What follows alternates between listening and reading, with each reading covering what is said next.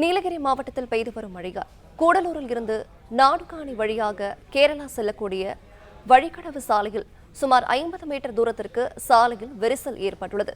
விவரங்களை வழங்குகிறார் நம்முடைய செய்தியாளர் விஜயசுந்தரம். வணக்கம். இது பற்றிய விவரங்கள். வணக்கம்.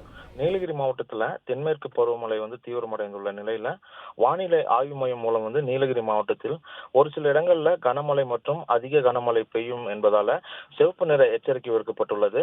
இந்த நிலையில கூடலூர் அதன் சுற்றுவட்டார பகுதிகளில் கடந்த 4 நாட்களுக்கு மேலாக மிதமானது முதல் கனமழை பெய்து வரக்கூடிய நிலையில கூடலூரிலிருந்து நாடுகாணி வழியாக கேரள மாநிலம் கோழிக்கோடு செல்லக்கூடிய வழிக்கடவு தேசிய நெடுஞ்சாலையில சுமார் 50 மீட்டர் தூரத்திற்கு சாலையில் விரிசல் ஏற்பட்டுள்ளது.